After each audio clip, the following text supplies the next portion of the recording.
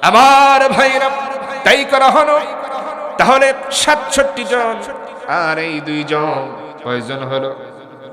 ৬৯ জনের লাশ। বাকি থাকে কয়জন? সবাই তাকিয়ে আছে, আরেকজন তাহলে কোথায়? আমার নবীজি মাঝে মাঝে আসমানের দিকে তাকাচ্ছেন, আবার শহীদদের দিকে তাকাচ্ছেন। সাহাবীরা শুধু নজর করে দেখেন নবীজি কেন বারবার আসমানের দিকে তাকায়, আবার শহীদদের দিকে তাকায়, কারণটা কি?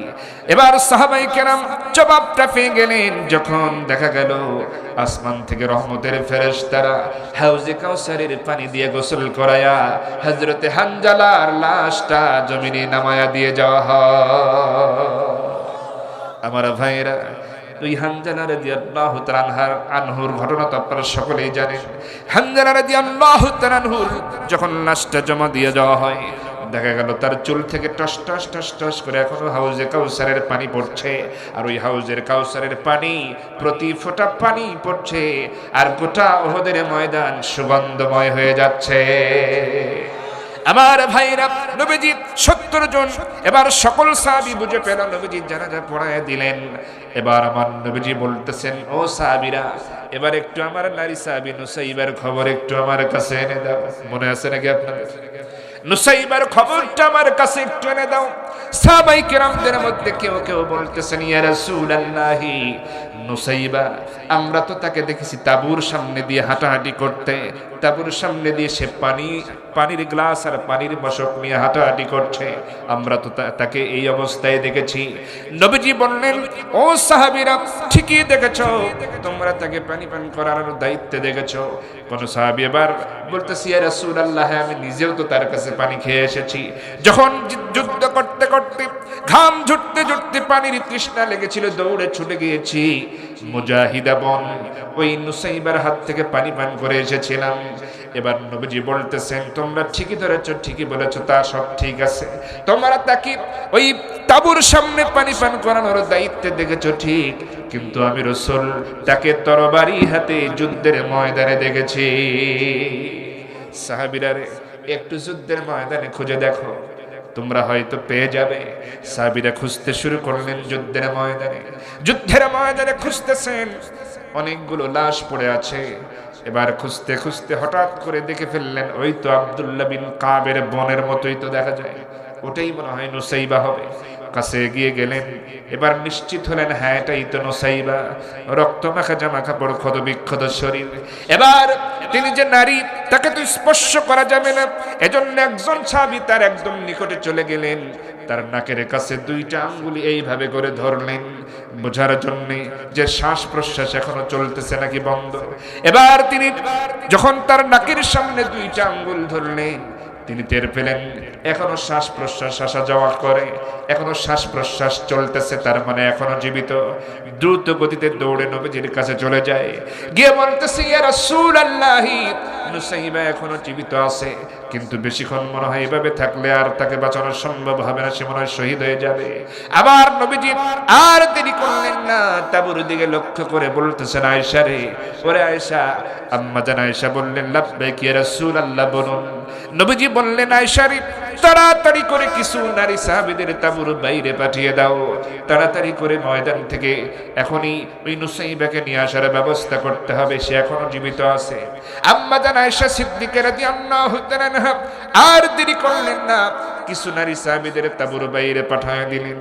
তারা দ্রুত গতিতে চলে গেল, নুসাইবা রাদিয়াল্লাহু তাআলা আনহার ক্ষতবিক্ষত শরীর, সেই দেহটাকে নিয়ে তাঁবুর মধ্যে আনা হলো। আবার নবীজি বলছেন, আয়েশা রে, তাড়াতাড়ি করে তার সেবা শুশ্রূষা শুরু করে দাও। এবার আম্মা জান আয়েশা বলতেছেন, ইয়া রাসূলুল্লাহ, আপনি শুধু দোয়া করতে থাকুন, আমরা যথাসাধ্য চেষ্টা করে যাব। এবার সকল নারীরা মিলে আম্মা জান আয়েশা সহ নুসাইবা রাদিয়াল্লাহু তাআলা আনহার রক্ত মাখা জামা কাপড় আঘাতে আঘাতে ক্ষত বিক্ষত হয়েছে, ছিঁড়ে গেছে, সমস্ত শরীর রক্ত দিয়ে ভেজা। এবার শরীর থেকে রক্ত মাখা ক্ষত বিক্ষত এই জামা কাপড়গুলো খুলে নিয়ে গরম পানি দিয়ে শরীরে ধৌত করে দিচ্ছেন, নরম কাপড় দিয়ে মুছে দিচ্ছেন।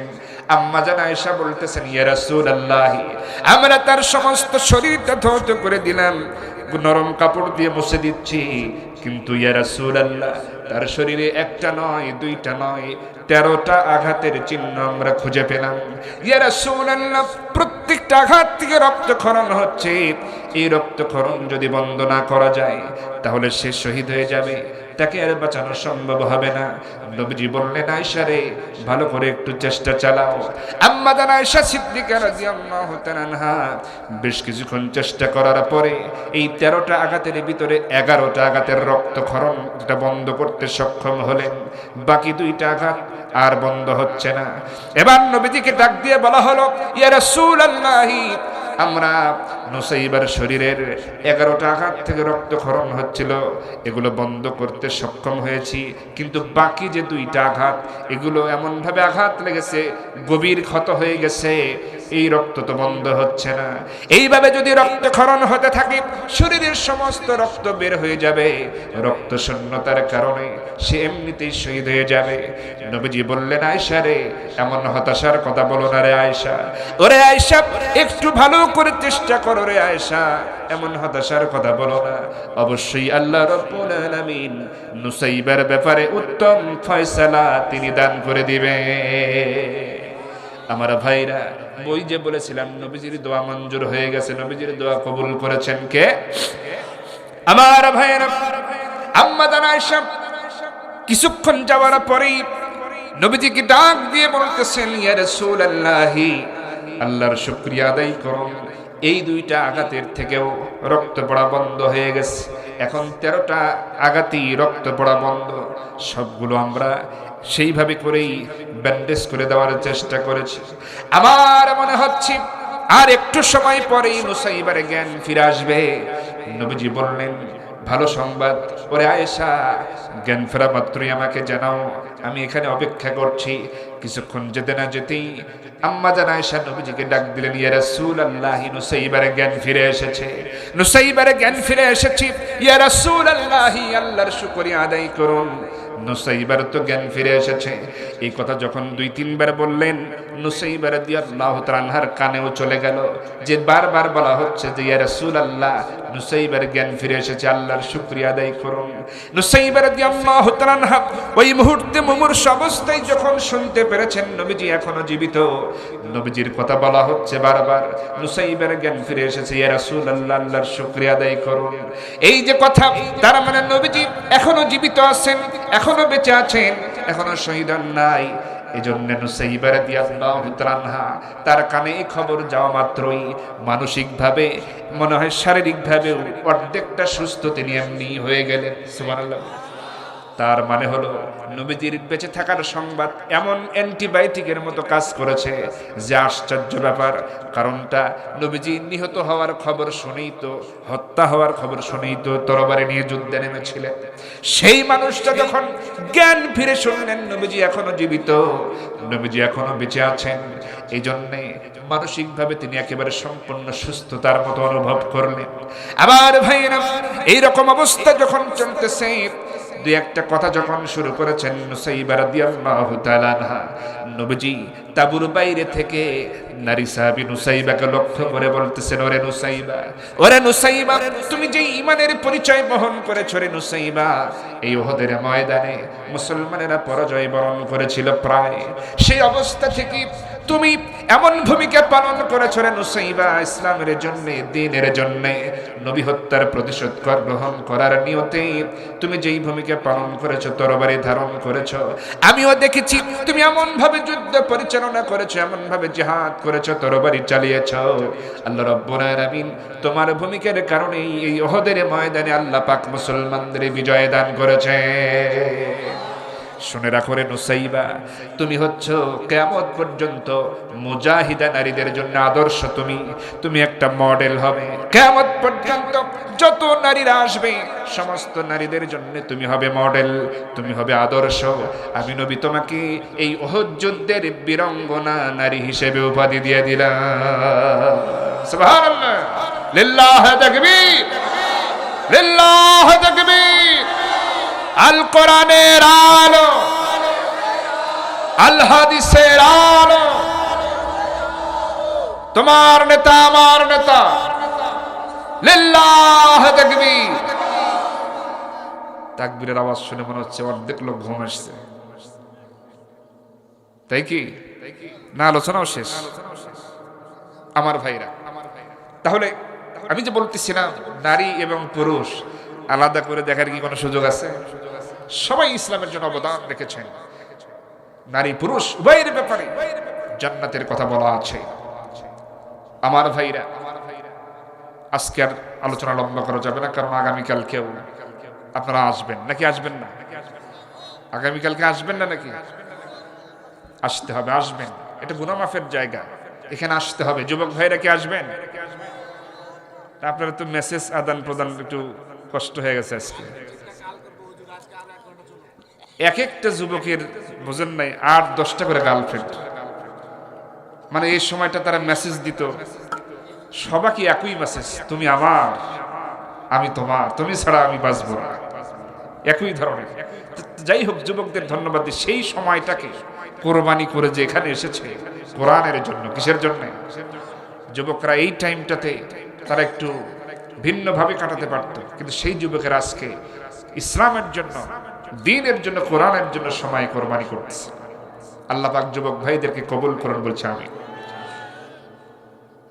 যারা বয়স্ক আছেন তারা মনে হয় কষ্ট পাচ্ছে যে শুধু যুবকদেরই টানে কথায়। আমরা কি, আপনারাও তো যুবক ছিলেন একসময় নাকি? এখনো যুবক আছেন, আমি তো ঘোষণা দিয়েই দিচ্ছি, এখনো যুবক আছেন। বাবা জিরাজ চাচা যারা আছেন এখানে 2টা বিয়ে করছেন, এমন কি কেউ আছেন? আছেন নাকি? কেউ নাই এই এলাকায়? তাই মাশাআল্লাহ, তার মানে এই এলাকার মা বোনেরা শক্ত আছে, খবর আছে 2 বিয়ে করছে নাকি? না, এসব করা যাবে না। স্ত্রীকে সন্তুষ্ট রেখে যদি করতে পারেন তাহলে করবেন। যদি কোনো স্ত্রী নিজের থেকে বলে, আপনার আমল আখলাক চরিত্র সব দেখে যদি তারা খুশি হয়ে সন্তুষ্ট হয়ে বলে যে হ্যাঁ করা যায়, তাহলে করতে পারেন। তা আমার মনে হয় এমন আল্লাহর, মানে এমন আল্লাহর ওলি মেয়ে স্ত্রী খুঁজে পাওয়া কঠিন আছে নাকি? যদিও আল্লাহর বিধান এটা, কেন এই কথা কেন আনা দরকার এই বাংলাদেশে? আজকে দেখেন বিয়েটা কঠিন হয়ে গেছে, জেনা সহজ হয়ে গেছে। কোন যুবক যদি ইচ্ছা করে 500 টাকার বিনিময়ে জেনা করবে, কোন যুবক যদি ইচ্ছে করে, বলেন তো এই দেশে সেই উপায় আছে না নাই? কিন্তু বিয়ের সময় বিয়েটা কঠিন, পরিবার থেকেও কঠিন। বাবা মানে ছেলে বিয়ে করবে, বোঝাই যাচ্ছে অনেক বাবা আছে যে ছেলে পড়াশোনা করছে, মাস্টার্স পাস করছে, কিন্তু চাকরি হয় না দেখে বিয়ে করায় না, আছে না নাই? যদি একটু কারো মাধ্যম, দুলা ভাই হোক আর অন্য কারো মাধ্যম দিয়ে যদি একটু খবর দেয়, আব্বাকে একটু বলেন বিয়ে করা লাগবে, যদি গিয়ে বলে যে একটু বিয়ে করালে কেমন হয়, বিয়ে করে কি খাওয়াবে, চাকরি করুক, এরকম পরিবার আছে না, বাপ মা আছে না?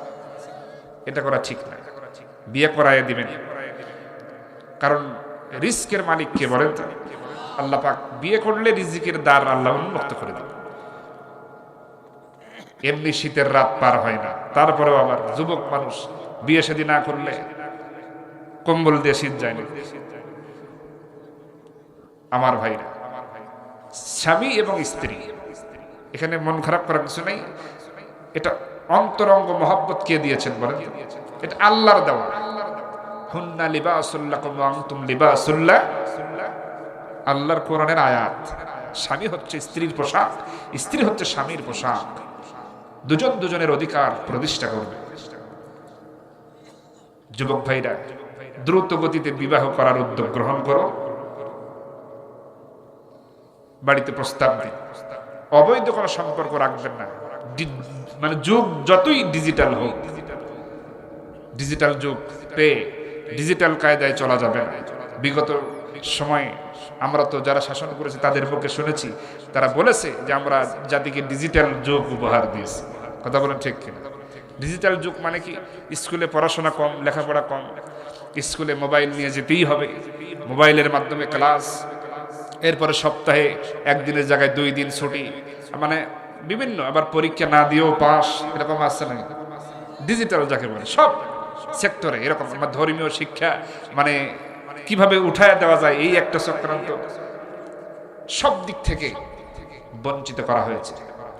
খালি চরিত্র যাতে নষ্ট হয় যাতে ছেলে মেয়ে উভয় মিলেমিশে একাকার হয়ে যায়, অবৈধ সম্পর্কে যারা জড়িয়ে পড়ে এই ব্যবস্থা তারা করে দিয়েছে।